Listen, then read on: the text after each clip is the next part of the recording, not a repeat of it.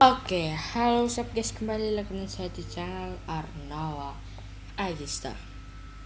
Jadi kali ini aku bakalan meneruskan salah satu salah satu cerita horor kita, yaitu adalah Get Creative. Nah, kisah ini diambil dari sumber yang bernama karyakarsa.com. Judulnya adalah Kisah Hantu di Seberang Jalan.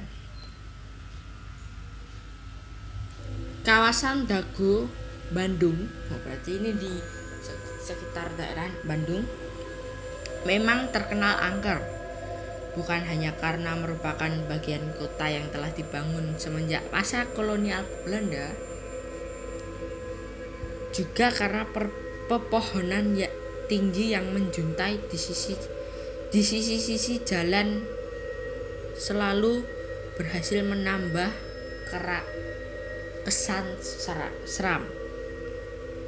Tak ayal, banyak cerita-cerita mengerikan mengenai penampakan hantu yang muncul di malam hari, termasuk di salah satu tempat tongkronganku. Orang-orang menyebut kisahnya sebagai kisah hantu di seberang jalan. Ini diupload oleh Asanusi ya. Namun bukannya aku tak percaya akan kisah hantu, tetapi selama ini aku bercengkrama bersama temanku di tempat itu, memang tak pernah sekalipun kutemukan sosok tak kasat mata di hadapanku. Urban legend yang baru muncul selama beberapa tahun dan telah mengudara di seluruh penjuru Indonesia pun kini membuatku ragu. Benarkah ada hantu di tempatku biasa nongkrong? Sebenarnya bukan hanya sekali dua kali secara sengaja ku undang hantu itu, berharap agar ia mau bersuka hati menampakkan wujudnya di hadapanku. Namun semuanya selalu berakhir nihil tanpa adanya jawaban. Kalau tidak ketiduran, pasti aku pulang duluan ketika matahari hampir menyingsing. Lagi pula, tak ada hantu yang mau menampakkan wujudnya setelah matahari terbitkan. Sekarang aku juga ingin membuktikan hal yang sama. Pun seperti biasa, sekarang aku mengajak rekan nongkrongku, namanya Yadi, berkepala botak dengan sentuhan kumis tipis yang sengaja dipelihara. Pekerjaan sebelumnya adalah satpam, tapi beberapa tahun belakangan ini ia menganggur tanpa pekerjaan. Setiap malam hanya ia habiskan untuk mengobrol berdua denganku, ditemani secangkir kopi yang kadang tak terasa pahitnya. Sebagai seorang satpam, Yadi memang sudah sering mengalami kejadian mistis di sela-sela pekerjaan.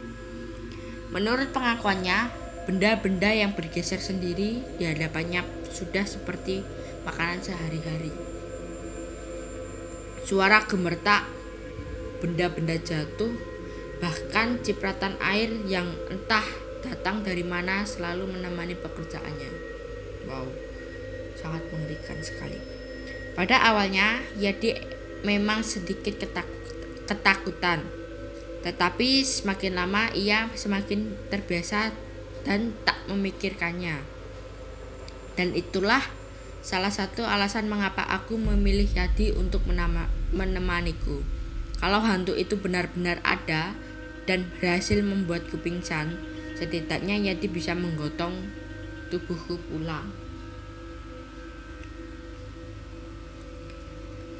Untuk ritualnya sendiri, sebenarnya tak ada ritual khusus. Cerita yang beredar mengatakan bahwa hantu itu muncul begitu saja tak diundang. Tak ada seserahan, tak ada komat-kamit mantra yang bisa kami layangkan. Mungkin itu jugalah salah satu alasan kenapa sangat sulit untukku melihat sang hantu. Orang-orang yang mengaku pernah melihatnya mungkin melakukan sesuatu yang tak disadari sehingga memicu kemunculan sang hantu. Masalahnya, kalaupun memang ada, apa itu? Aku dan Yadi sudah menggunakan berbagai macam cara, termasuk mengucapkan kata-kata sompral yang biasanya dilarang diucapkan untuk menghindari gangguan mistis. Namun, seperti yang kukatakan sebelumnya, beberapa lama pun kami menunggu, bahkan hingga ampas kopi mengeras di dasar gelas, hantu itu tak kunjung muncul. Ada percakapan. Menurut kamu cerita itu benar gak sih? Pertanyaan itu berulang kali kulemparkan kepada Yadi. Tak peduli seberapa bosan ia mendengarnya. Namun, seperti biasanya, Yadi tak pernah mau menjawab pertanyaan itu. Aku yakin dia tidak percaya. Yang jelas dia percaya hantu. Tapi, jika sudah sengaja mengundang hantu itu untuk muncul, tetapi ternyata tak muncul-muncul, sudah jelas Yadi akan ragu. Jangan-jangan hantunya gak mau muncul gara-gara kita ngarep dia muncul. Yadi berceletuk dan kurasa ada benarnya juga. Selama masa perburuan, aku memang mungkin berharap secara berlebihan, agar sosok hantu itu muncul di hadapanku. Bahkan rasanya setiap 10 menit sekali di dalam hatiku aku mengucapkan, hantu datanglah kepadaku. Dari cerita yang beredar memang tidak pernah disebutkan jika orang-orang yang bertemu dengan hantu itu tidak mengharapkan kehadiran sang hantu. Tetapi siapa juga yang ingin melihat sosok hantu dan ketakutan? Bagaimanapun alasannya dia cukup cerdas dan masuk akal. Terus gimana dong, keluhku? Kalau kita menunggu terus kayak gini, berarti hantu gak akan muncul kan? Sekarang aku merasa kegiatan yang telah kami lakukan selama 6 jam hanya menunggu dan menunggu berakhir sia-sia. Semak belukar yang menutupi tubuh kami di jalanan seolah menjadi benteng tak berguna dan hanya diperuntukkan sebagai salah satu komoditas menghambur-hambur uang. Sebenarnya alasan utama mengapa aku yang juga mengajak Yadi bersembunyi di balik semak belukar, semata-mata untuk mengundang hantu itu. Aku pikir sang hantu akan tertarik dengan suasana yang lebih gelap. Jadi meninggalkan warung yang sebenarnya masih ada di sebelah-sebelah juga merupakan pilihan terbaik. Namun tampaknya aku salah. Yadi mengangkat bahu, mulutnya mengerut, kumis tipisnya bergerak ke atas dan ke bawah. Aku tidak tahu apakah dia merasakan hal yang sama atau tidak, tetapi gerakan kumis itu membuatku bergidik geli.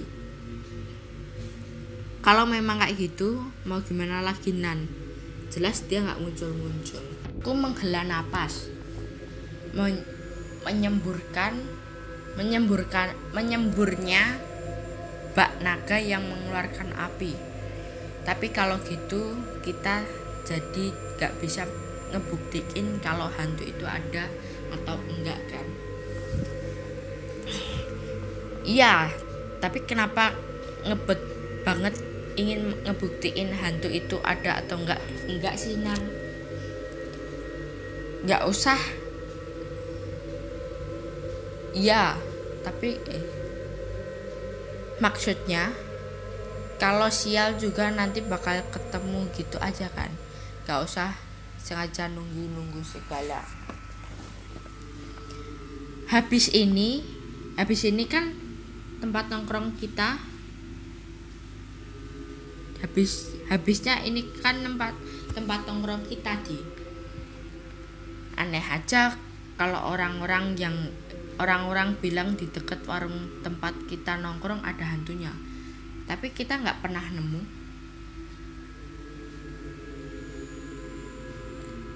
Bener juga sih, jadi mengiyakan. Kepalanya mangut-mangut. Sebenarnya aku tidak mengerti kenapa dia memilih profesi satpam untuk menyambung kehidupannya. Padahal aku rasa otaknya cukup encer untuk mengolah informasi dengan cepat.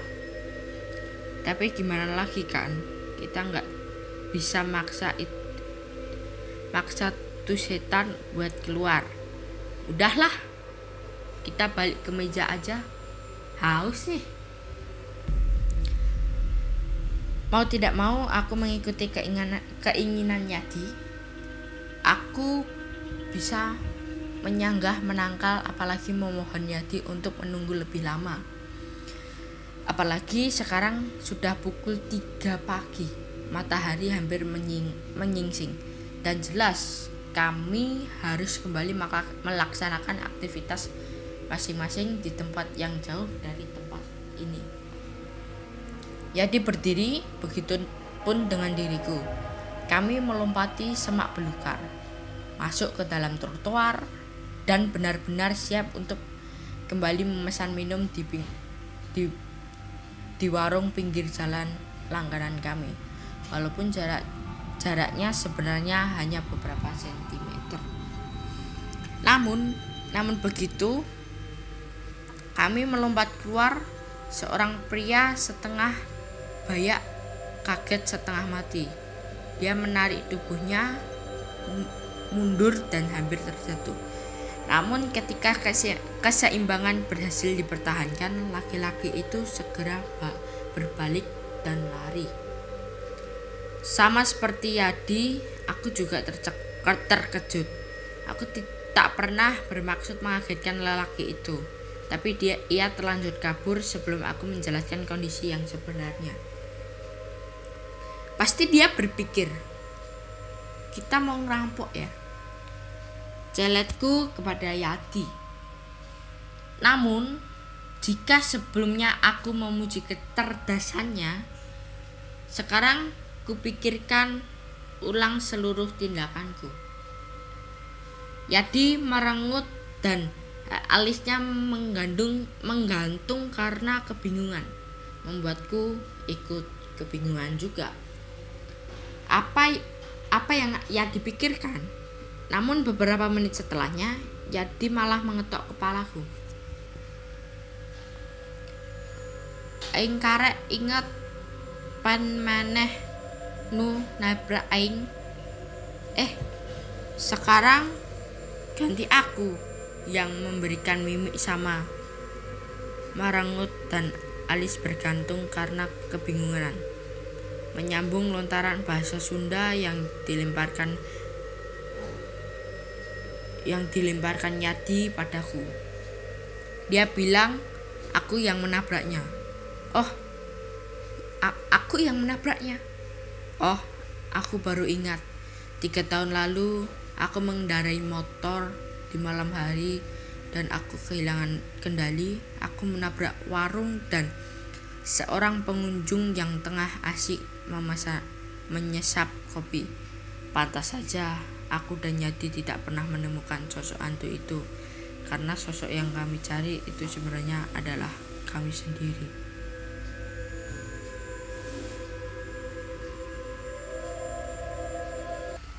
Wow, ya mengerikan sekali dari cerita ini, kisah hantu di seberang jalan. Dan ini baru mengungkapkan dari akhirnya ya. Oh, aku baru ingat 3 tahun lalu aku mengendari motor di malam hari dan kehilangan kendali. Aku menabrak warung dan seorang pengunjung yang tengah asyik menyesap kopi. Pantas saja aku dan Yadi tidak pernah menemukan sosok hantu itu, karena sosok hantu yang kami cari itu sebenarnya adalah kami sendiri. Berarti kemungkinan dia sudah meninggal dan jadi hantu. Ya, gitulah. Ini dia cerita yang diambil dari karyakasa.com. Ya, karena video kreatif itu baru beberapa, jadi kita lanjutkan besok kembali ya. Sampai jumpa. Saya Analogista, kreatif. Sampai jumpa di video berikutnya. Dadah.